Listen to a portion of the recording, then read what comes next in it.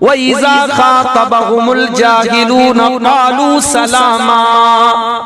और अल्लाह के खास बंदे वो हैं जब जाहिल उनके मुंह लगते हैं, जब जाहिल उनसे बातचीत करते हैं तो वो जाहिल का जवाब जहालत से नहीं देते, वो सलाम कह करके आगे बढ़ जाते हैं। भाई हमारा उसूल क्या है?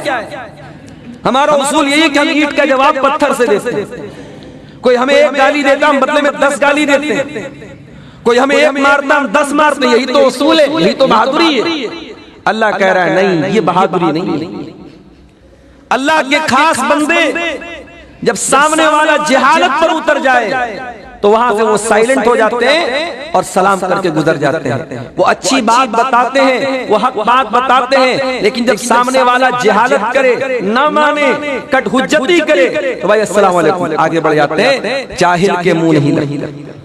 या अय्युहल्लज़ीना आमनुत्तक़ुल्लाह वक़ूलू क़ौलन सदीदा युस्लिह लकुम अअमालकुम व यग़फिर लकुम ज़ुनूबकुम व मन युतिइल्लाह व रसूलहु फ़क़द फ़ाज़ फ़ौज़न अज़ीमा। अम्मा बअद फ़इन्न खैरल हदीस किताबुल्लाह व खैरल हदी हदी मुहम्मदिन सल्लल्लाहु अलैहि वसल्लम व शर्रल उमूरि मुहदसातुहा व कुल्लु मुहदसतिन बिदअह व कुल्लु बिदअतिन ज़लालह व कुल्लु ज़लालतिन फिन्नार।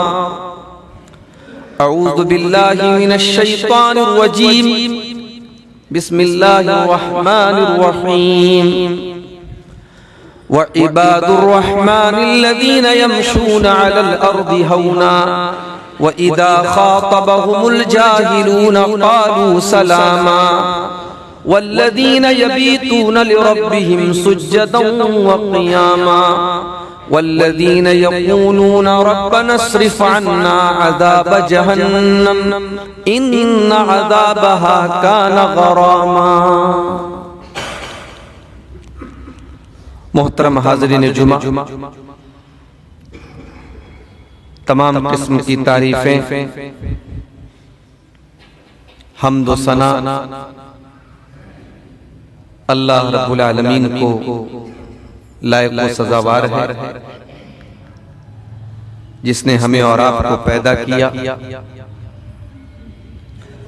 और पैदा करने के बाद हमें यूं ही बेकार नहीं छोड़ा, बल्कि हमारी रुश्द व हिदायत का इंतजाम भी फरमाया। सही क्या है, गलत क्या है, हक क्या है, बातिल क्या है, तौहीद क्या है, शिर्क क्या है, ये बताने के लिए अल्लाह ताला ने बेशुमार नबियों और रसूलों को इस धरती पर भेजा और इन रसूलों और नबियों की आखिरी कड़ी के तौर पर खातमुन नबिय्यीन, इमामुल अंबिया, सय्यदे वलदे आदम, ताजदारे मदीना, मुहसिने इंसानियत, रहमतुल लिल आलमीन, फ़ख्रे दो आलम जनाब मुहम्मदुर रसूलुल्लाह सल्लल्लाहु अलैहि वसल्लम को सबसे आखिर में अल्लाह ताला ने क़यामत तक के लिए आने वाली इंसानियत के लिए नबी और रसूल बना करके भेजा। दरूद व सलाम नाजिल हो अल्लाह के तमाम नबियों और रसूलों पर, बिलखुसूस उसके आखिरी नबी मोहम्मद सल्लल्लाहु अलैहि वसल्लम। मेरे भाइयों, मैं जानता हूं खुतबे जुमा का वक्त बहुत मुख्तसर होता है और मुख्तसर वक्त में लंबी चौड़ी तमहीद बांधना मुनासिब नहीं होता। आधा घंटे के खुतबे जुमा में हमें जिस मौजू पर बात करनी है, हम डायरेक्ट उस मौजू पर आ जाएं तो ये ज्यादा बेहतर और ज्यादा मुनासिब है। मेरे भाइयों, हमने कुरान करीम के 19वें पारे की कुछ आयतें आपके सामने खुतबे मसनूना के बाद तिलावत की। इन आयतों में अल्लाह ताला ने अपने कुछ स्पेशल बंदों का जिक्र किया है। अल्लाह ने अपने कुछ विशेष बंदों का जिक्र किया है। भाई बंदे तो सब है अल्लाह, जो अल्लाह को मानता है वो भी अल्लाह का बंदा है, जो नहीं मानता है वो भी अल्लाह का बंदा है, जो अल्लाह की तौहीद का कलमा पढ़ता है वो भी अल्लाह का बंदा है, जो अल्लाह के साथ शिर्क कर रहा है वो भी अल्लाह का बंदा है। मगर अल्लाह ताला ने सूरह फुरकान के इस आखिरी रुकू में अपने कुछ ऐसे बंदों का जिक्र किया है कि अल्लाह ताला ने नाम लेकर के कहा कि मेरे बंदे तो वो हैं। इसको ऐसे समझिए जैसे किसी बाप के 5 बेटे हैं, 6 बेटे हैं। एक बेटा ऐसा होता है जो अपने बाप का बहुत फर्माबरदार होता है, ये जो बाप को हमेशा खुश रखता है, जिससे बाप का दिल हमेशा राजी रहता है। तो बाप कभी कभी खुश होकर कहता है मेरा बेटा तो वो है। इसका मतलब ये नहीं कि बाकी बेटे उसके नहीं है। बाप के कहने का मकसद ये होता है कि मेरा हकीकी बेटा, मेरा लायक बेटा वो है जिसके अंदर ये खूबी। अल्लाह ताला ने यहां पर अपने कुछ बंदों का जिक्र किया है और अपने उन बंदों की कुछ विशेषताओं को, कुछ खूबियों को अल्लाह ने बयान किया। अगर ये खूबियां हम अपने अंदर भी पैदा करें तो हम अल्लाह ताला के स्पेशल बंदे बन सकते हैं, अल्लाह के खास बंदे बन सकते हैं। भाई आपने देखा होगा हर इलाके में कोई स्पेशल एक सामान की दुकान होती है।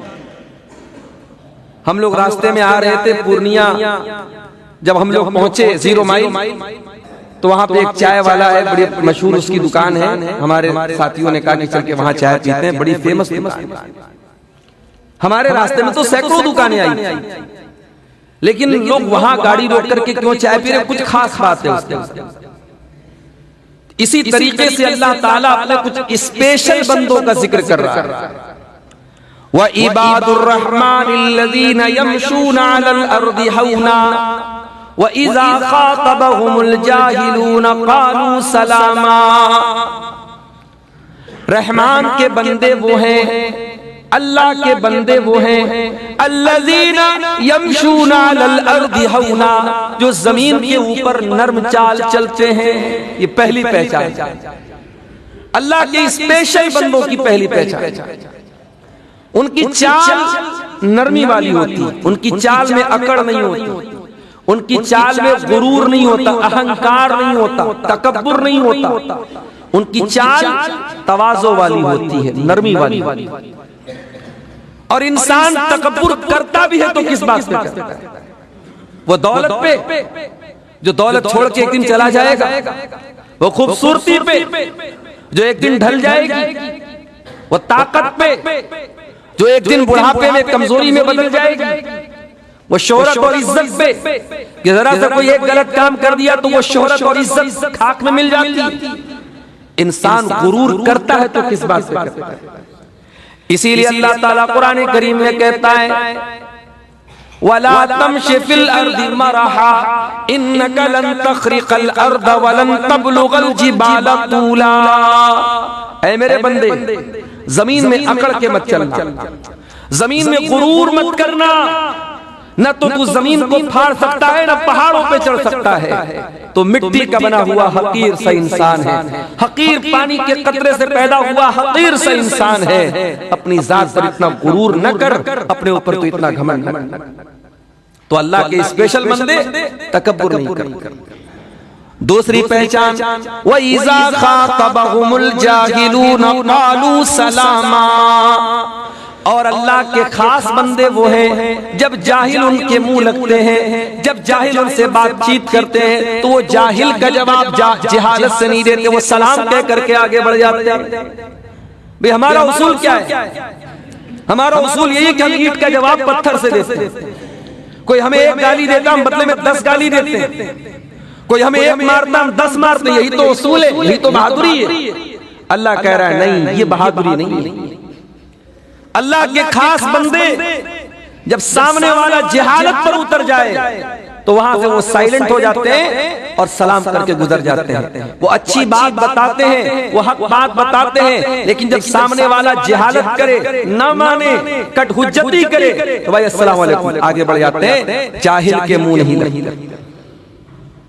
बहुत अफसोस की बात है, आज हमारे यहाँ कई गांव में लड़ाई झगड़ा होता है, दोनों तरफ से गाली गलौज होता है। कोई अपने आप को कमजोर समझने वाला नहीं है। उसने मुझे गाली दी, मैं जवाब पे 10 गाली दूंगा।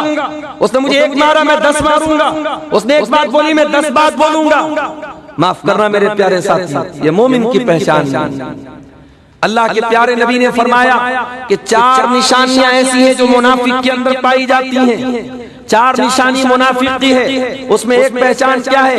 जब बात करे तो झूठ बोले, जब वादा करे तो वादा खिलाफी करे, जब अमानत रखी जाए तो खयानत करे, वइज़ा खासम फजर, और जब किसी से लड़ाई झगड़ा हो तो गाली गलौज करे। गाली गलौज करना लड़ाई के टाइम ये मुनाफिक की अलामत है। आज ये हमारी अलामत बन चुकी है, आज हमारी अलामत बन चुकी है। इसे बहादुरी हम समझते हैं, इसे ताकत हम समझते हैं। कुरान कहता है नहीं, मेरे खास बंदे वो हैं जब जाहिल उनके मुंह लगते हैं, कालू सलामा, वो सलाम कह करके आगे बढ़ जाते हैं। तीसरी पहचान, वल्लज़ीन यबीतून लिरब्बिहिम सुज्जदन व क़ियामा। और मेरे खास बंदों की तीसरी पहचान ये है, वो रात रात भर सजदा करते हैं, रात रात भर क़याम करते हैं, रात रात भर वो तहज्जुद की नमाज पढ़ते हैं, क़यामुल लैल करते हैं। उनकी रातें अल्लाह की बारगाह में सजदे में गुजरती हैं, उनकी रातें अल्लाह की बारगाह में क़याम में गुजरती हैं। आज आपने फजर की नमाज पढ़ी होगी। फजर की नमाज में अगर इमाम साहब ने सुन्नत के मुताबिक नमाज पढ़ाई होगी, पहली रकात में सूरह सजदा पढ़ाई होगी। सूरह सजदा में अल्लाह फरमाता है, ततजाफा जुनूबुहुम अनिल मदाजिज यदऊन रब्बहुम खौफन व तमा। मेरे नेक बंदे वो हैं, मेरे परहेजगार बंदे वो हैं कि रातों को अपने बिस्तर से अलग होकर अल्लाह को याद करते हैं, अल्लाह की बारगाह में आंसू बहाते हैं, अल्लाह के सामने रोते हैं। और एक बात बोलूं मेरे भाइयों, आज इंसान अपने दर्द और गम को कहां बयान करता है? कोई दोस्तों से बयान करता है, कोई माँ बाप के सामने जाके रोता है, कोई व्हाट्सएप पर स्टेटस लगाता है, कोई फेसबुक पर मशवरे लेता है। मेरे भाइयों, दुनिया वालों से क्या शिकवा करना, ये न हमारी कोई बिगड़ी बना सकते हैं, न हमारा कोई दुख दूर कर सकते हैं। अरे शिकवा करो तो परवरदिगार से करो जो बिगड़ी बनाने पर कादिर। शिकवा करना है, आंसू बहाना है, दिल का दर्द पेश करना है, रातों में तहज्जुद की नमाज पढ़ो। औलाद से महरूम जोड़ो, औलाद की नेमत के लिए तरसने वाले जोड़ो। आओ मैं तुमको तरीका बताता हूँ, रात के अंधेरों में अल्लाह को याद करो, इंशाअल्लाह तुम्हारी गोद औलाद से भर जाएगी। ओ कारोबार में परेशान हाल लोगों, ओ कर्जे में डूबे हुए लोगों, दुनिया के सारे तरीके आजमा के थक गए हो तो आओ मैं तुमको तरीका बताता हूँ। रात में उठो और उस वक्त उठो जब अल्लाह खुदा करके आवाज देता है, मेरे बंदो आओ मुझसे मांगो मैं तुम्हारी दुआ को कबूल करूँ। उठो तहज्जुद के टाइम, उठो रात के आखिरी पहर, अपनी नींद को कुर्बान करो, अपने आराम को कुर्बान करो, वजू करो और अल्लाह की बारगाह में 8 रकात, 6 रकात, 4 रकात, मैक्सिमम 8 रकात पढ़ना है। 8 पढ़ने की ताकत नहीं, तुम 6 भी पढ़ सकते हो, 4 भी पढ़ सकते हो, 2 भी पढ़ सकते हो। 2 ही रकात पढ़ लो तहज्जुद, अल्लाह के सामने दुआ कर लो मेरे भाई, रो लो, गिड़गिड़ा लो। ये वो टाइम है और ये वो जात है जो हमारी बिगड़ी को बनाने पर कादिर है, जो हमारे दुखड़ों को सुनने पर। अल्लाह कह रहा है मेरे खास बंदे वो हैं, वल्लज़ीन यबीतून लिरब्बिहिम सुज्जदन व क़ियामा। वो रातों को अल्लाह की बारगाह में सजदा करने में गुजार देते हैं, क़याम की हालत में गुजार देते हैं। आज हमारा नौजवान कहाँ गुजारता है? व्हाट्सएप पर किसी से चैटिंग कर रहा है, रातों में बैठ करके बेहुदा चीजें देख रहा है, फेसबुक की फजूल और लायानी चीजें देख रहा है, हराम और नाजायज तस्वीरें देख रहा है, हराम बातें कर रहा है, नाजायज रिश्ते बना रहा है। हमारे नौजवान की रातें तो यहाँ गुजर रही हैं। अल्लाह कह रहा है हजारों लाखों करोड़ों में मेरे कुछ बंदे ऐसे होते हैं जिनकी रातें चैटिंग में नहीं गुजरती, जिनकी रातें हराम चीजों को देखने में नहीं गुजरती, जिनकी रातें होटलबाजी में नहीं गुजरती, जिनकी रातें अय्याशी में नहीं गुजरती, वल्लज़ीना यबीतूना लिरब्बिहिम सुज्जदन व क़ियामा, वो अल्लाह की बारगाह में सजदा करते हैं, क़ियाम करते हैं, तहज्जुद की नमाज पढ़ते हैं। ये तीसरी पहचान है। अच्छा, जब तहज्जुद पढ़ते हैं तो जाहिर है जो तहज्जुद पढ़ेगा पांचों टाइम का तो वो ऑलरेडी नमाज़ी होगा। जब हम किसी के बारे में ये बोलते हैं कि भाई ये तहज्जुद पढ़ता है, तो जो तहज्जुद पढ़ेगा वो तो ऑटोमेटिक पांचों टाइम की नमाज पढ़ेगा। इसका मतलब ये हुआ कि अगर अल्लाह का स्पेशल बंदा बनना है तो नमाजी बनना जरूरी है। आप नमाजी नहीं है और अपने आप को नेक समझते हैं, मुत्तकी समझते हैं, ईमानदार समझते हैं, आप दुनिया की नजर में जितने भी अच्छे हो जाएं, अल्लाह की नजर में अच्छे नहीं हो सकते, अल्लाह की नजर में नेक नहीं हो सकते। अल्लाह की नजर में नेक होना है तो पहले 5 टाइम अल्लाह के दरबार में हाजिरी देनी पड़ेगी। और एक बात बोलूं, ये जो 5 टाइम की जो नमाज है ना, ये हमें बड़ी भारी गुजरती है, ये बड़ी ये बड़ी भारी नमाज है, मगर अल्लाह कहता है इल्ला अलल खाशिईन, ये सबके लिए भारी नहीं है, ये सबके लिए भारी नहीं है। जो अल्लाह से डरने वाले लोग हैं उनके लिए भारी नहीं है, ये दुनियादार लोगों के लिए भारी है। मेरे भाई, पांचों टाइम की नमाज की पाबंदी करो। और शायर कहता है वो एक सजदा जिसे तू गिरा समझता है, वो एक सजदा जिसे तू गिरा समझता है, 1000 सजदों से देता है आदमी को नजात। एक अल्लाह के आगे सजदा करने वाले बन जाओ, हजारों गुलामी से और हजारों सजदों से इंशाअल्लाह आप नजात पा जाएंगे। अल्लाह के स्पेशल बंदे पांचों टाइम के नमाजी हैं, तहज्जुद गुजार हैं। अय अल्लाह, जब इतने नेक हैं तब तो उनको अपने आप को जन्नती समझ लेना चाहिए। उनको तो फिर इस बात का डर नहीं होना चाहिए कि हमें जहन्नम में भी जाना पड़ सकता है। जब रात रात भर वो सजदा कर रहे हैं, क़ियाम कर रहे हैं, तो जन्नत तो ऐसे ही उनकी पक्की हो गई। नहीं, अल्लाह कह रहा है मेरे स्पेशल बंदों की चौथी पहचान ये है, वो एक दुआ करते हैं। क्या दुआ करते हैं? वल्लज़ीना यक़ूलूना रब्बना स्रिफ़ अन्ना अज़ाब जहन्नम इन्न अज़ाबहा काना गरामा। मेरे खास बंदे रात रात भर तहज्जुद की नमाज पढ़ने के बावजूद, अल्लाह की बारगाह में रोने के बावजूद ये दुआ करते हैं कि ऐ हमारे परवरदिगार, हमको जहन्नम के अज़ाब से बचा ले, हमको जहन्नम की आग से बचा ले। इन्ना अज़ाबहा काना गरामा, जहन्नम का अज़ाब तो चिमट जाने वाला है। अरबी जबान में गराम बना है गरीमा से। गरीमा किसको बोलते हैं?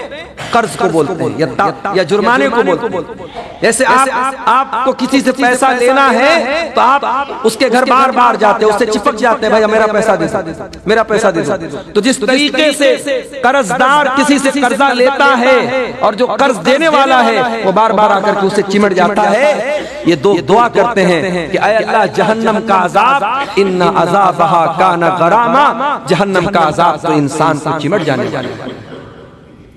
इन्नहा साअत मुस्तक़र्रन व मुक़ामा, जहन्नम तो बड़ा ही बुरा ठिकाना है, बहुत ही बुरी जगह है।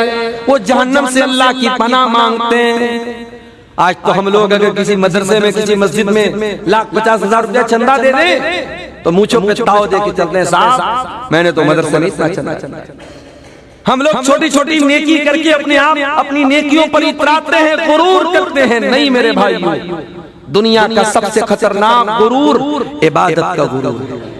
दुनिया का सबसे खतरनाक घमंड नेकी का घमंड है। अपने आप को कभी नेकी और अपने आप को कभी इबादत के गुरूर में मुब्तला मत करना। जितनी भी इबादत कर लेना, हमेशा यही दिल में रखना, माँ अबदना का हक का इबादती, ऐ अल्लाह हमने तेरी इबादत का हक अदा नहीं किया। हम नाक रगड़ रगड़ के मर जाएं, हम इबादत करते करते खत्म हो जाएं, तब भी हम अल्लाह की इबादत का हक अदा नहीं कर सकते। कभी भी अपनी इबादत पर गुरूर मत करना, कभी भी अपनी नमाज पर गुरूर मत करना।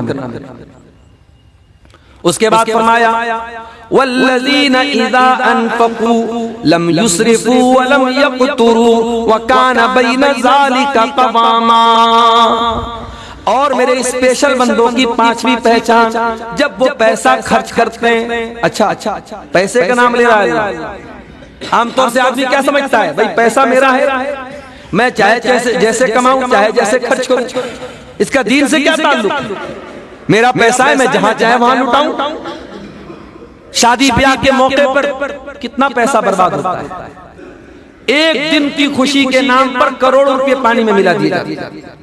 अभी हमारे यूपी में एक शादी हुई मेरठ के अंदर, दुल्हे मियां को 2.5 करोड़ रुपए उनकी ससुराल से, जो काजी साहब मौलाना साहब जो निकाह पढ़ाने गए थे उनको निकाह पढ़ाने के तौर पे 11 लाख रुपए मिले। दुल्हे की साली ने आके दुल्हे को घड़ी पहनाई थी, घड़ी पहनाने का 11 लाख रुपया उनको दिया गया। ये कोई गैर मुस्लिम ये काम नहीं कर रहा है, मुसलमान कर रहा है ये काम। यूपी के सिद्धार्थ नगर में मुसलमान की शादी हुई, 20 लाख रुपये दुल्हे ने मारे खुशी के बारातियों में लुटा दिए। उसने बाकायदा नोटों की गड्डी लहरा दी, 20 लाख रुपये उसने लुटा दिए। ये मुसलमान का हाल है मेरे मेरे दौलत मेरे बाप की है, दौलत मेरी है, मैं जहां चाहे खर्च करूं। ये बहुत बड़ी गलतफहमी है हमारी। ये दौलत हम कमाते जरूर हैं मगर ये दौलत हमारी नहीं है। ये दौलत अल्लाह की नेमत और अल्लाह की अमानत है हमारे पास।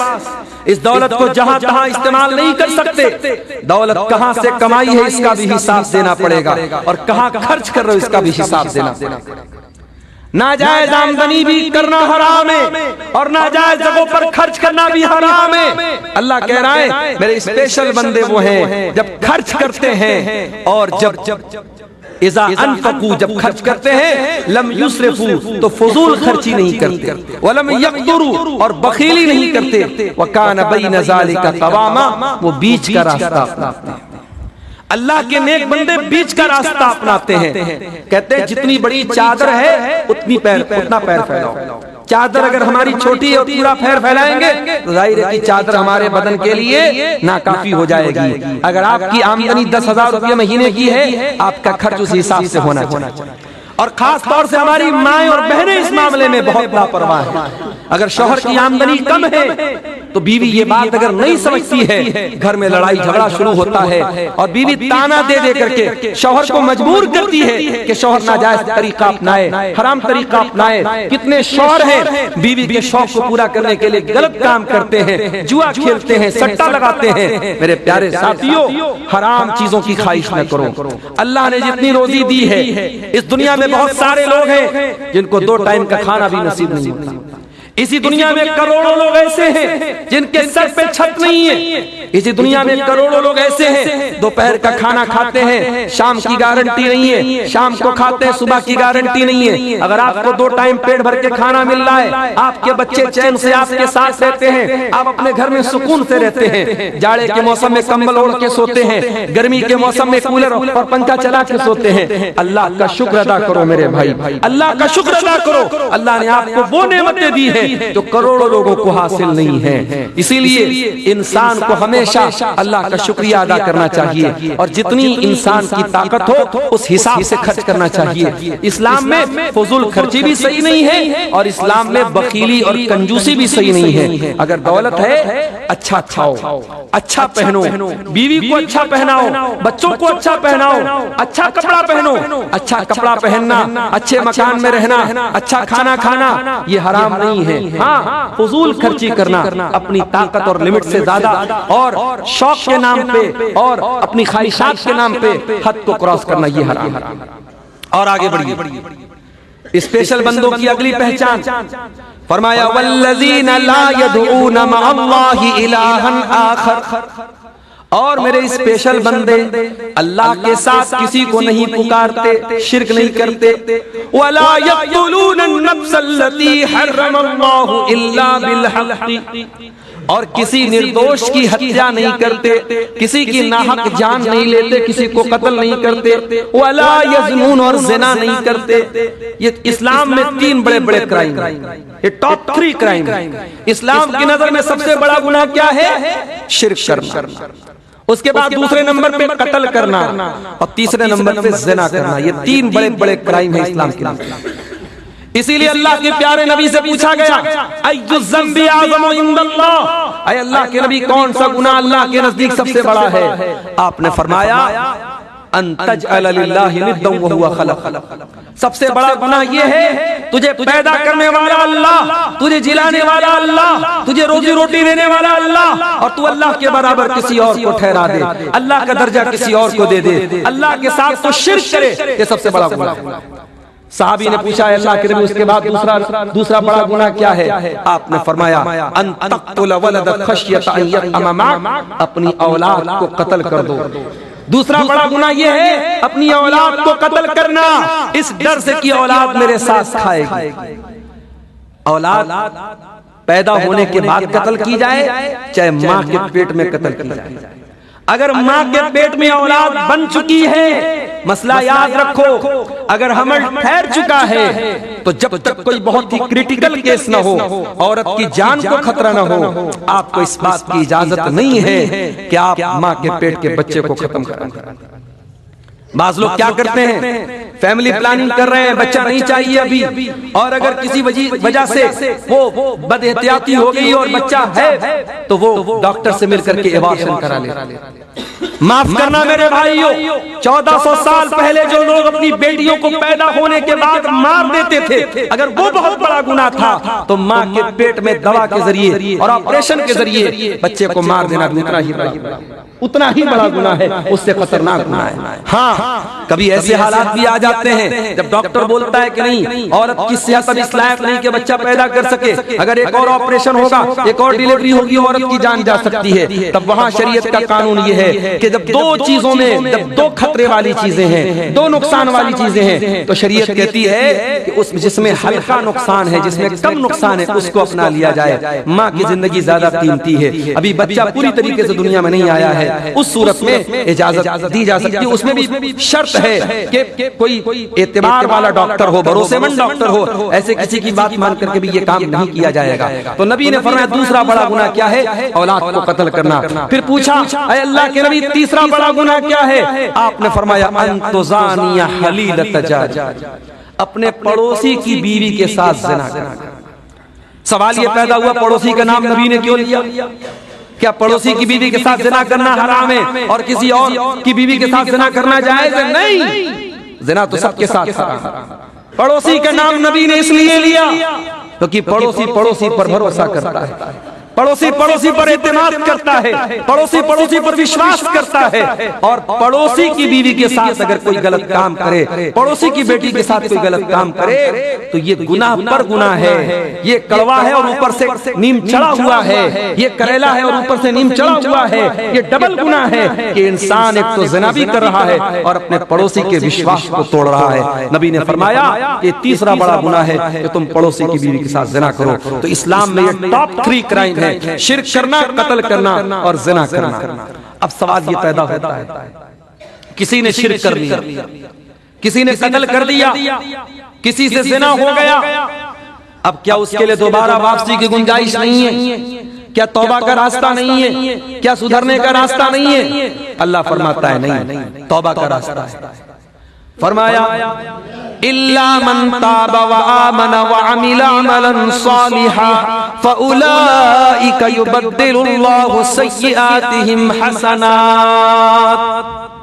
अल्लाह कह रहा है तौबा अगर कोई कर लेता है और तौबा करने के बाद ईमान के रास्ते पर कायम रहता है और तौबा करने के बाद फिर दोबारा वो गलत काम नहीं करता, फिर नेक अमल करता है, अगर ऐसी कोई सच्ची तौबा करता है, कभी उसने शिर्क किया था, आज तौहीद का अलमबरदार बन गया, शिर्क का दुश्मन बन गया, कभी किसी की हत्या कर दी थी, आज लोगों की जान बचाने का काम करता है, कभी किसी के साथ ज़िना उससे हो गया था, आज ज़िना तो बड़ी दूर की बात है, आज नजर उठा के किसी औरत को देखता भी नहीं है, पाक दामन बन गया, नेक बन गया, अपने आप को सुधार लिया, सच्ची तौबा कर ली, अल्लाह से माफी मांग ली। अल्लाह कहता है फउलाइका युबद्दिलुल्लाहु सय्यिआतिहिम हसनात। हम ऐसे लोगों की तौबा को कबूल करेंगे और उनके गुनाहों को नेकियों में बदल देंगे। अल्लाह उसके जितने पाप हुए थे, जितने गुनाह हुए थे, उसको अल्लाह ताला चेंज कर देगा नेकी में। उलमा कहते हैं इसका 2 मतलब हो सकता है। एक मतलब तो ये है अब तक गुनाह करता था अब नेकी कर रहा है, अब तक गलत काम करता था अब अच्छा काम कर रहा है, अब तक पाप करता था अब पुण्य कर रहा है, एक मतलब तो ये है। और दूसरा मतलब ये है कि उसके नामे अमाल में जितने गुनाह थे अल्लाह सारे गुनाहों को नेकी में बदल देगा और अल्लाह की कुदरत से कुछ भी नामुमकिन नहीं है। मेरे प्यारे साथियों, जुमा के खुतबे का वक्त खत्म हो रहा है। अभी इसमें बातें और भी हैं और अल्लाह के इन स्पेशल बंदों की खूबियां कुछ और भी हैं। रात में भी आपके करीब में प्रोग्राम होने वाला है संदलपुर में, रहमतपुर में। आप आइए वहाँ पे इंशाअल्लाह इस टॉपिक को, जो बातें अधूरी रह गई हैं, हम वहाँ पे पूरी करेंगे। ये चंद बातें अल्लाह ताला ने अपने स्पेशल बंदों की और खास बंदों की आपके सामने बयान की है। हम उम्मीद करते हैं कि हम इन बातों को अपने अंदर पैदा करें। अल्लाह ने कहा कि मेरे स्पेशल बंदे जमीन में तकब्बुर नहीं करते, हम तकब्बुर से अपने आप को बचाएं। अल्लाह ने कहा वो जाहिलों के मुंह नहीं लगते, जाहिल का जवाब जहालत से नहीं देते, हम जाहिल का जवाब नरमी से देंगे। अल्लाह ने कहा मेरे स्पेशल बंदे रात रात भर तहज्जुद पढ़ते हैं, इंशाअल्लाह हम भी तहज्जुद की आदत डालेंगे। अल्लाह ने कहा मेरे नेक बंदे जहन्नम से अल्लाह की पनाह मांगते हैं, इंशाअल्लाह हम भी जहन्नम से अल्लाह की पनाह मांगेंगे। अल्लाह ने कहा मेरे स्पेशल बंदे फजूल खर्ची नहीं करते, हम भी नहीं करेंगे। अल्लाह ने कहा वो कंजूसी नहीं करते, हम भी कंजूसी नहीं करेंगे। अल्लाह ने कहा वो शिर्क नहीं करते, वो कत्ल नहीं करते, वो ज़िना नहीं करते। ये बड़े बड़े गुनाहों से अपने दामन को इंशाअल्लाह हम भी बचाएंगे। दुआ कीजिए अल्लाह अपने उन खुशनसीब बंदों में, अपने उन स्पेशल बंदों में अल्लाह हम सबको भी शामिल फरमा दे। रब्बुल आलमीन हम में से जो लोग नमाज से दूर हैं, मस्जिद से दूर हैं, अल्लाह उनको मस्जिद के साथ जुड़ने की तौफीक अता फरमा दे। हमारे वो भाई जो किसी भी गुनाह के काम में लिप्त हैं, किसी भी गुनाह के काम में मुब्तला है, अल्लाह उनको अपनी जिंदगी में अपने मरने के पहले पहले अल्लाह उनको तौबा करने की सच्ची तौफीक अता फरमाए। रब्बुल आलमीन हमें उलमा की इज्जत और कद्र और मंजिलत करने की और उलमा के साथ जुड़ने की तौफीक अता फरमाए। रब्बुल आलमीन हमें मनहज हक पर, किताब और सुन्नत के तरीके पर, सहाबे किराम के तरीके पर चलने की तौफीक अता फरमाए। जो हमें बीमार हैं अल्लाह उनको शफाए कामिला आजिला अता फरमाए। जो रोजी रोटी से परेशान हैं अल्लाह उनके कारोबार में बरकत नसीब फरमाए। जो अहले तौहीद हम में से दुनिया से जा चुके हैं अल्लाह उनकी मग़फ़िरत फरमाए, उनकी कब्रों को अल्लाह ताला नूर से भर दे। रब्बुल आलमीन हमारे नौजवानों को, चाहे वो मर्द हो चाहे और औरतें हों, हर किस्म के फितने से उनकी हिफाजत फरमाए। अल्लाह जब तक दुनिया में जिंदा रखे, इस्लाम पर जिंदा रखे और हम सबका खात्मा ईमान पर हो। आमीन व आखिर दावाना अनिल हम्दुलिल्लाह।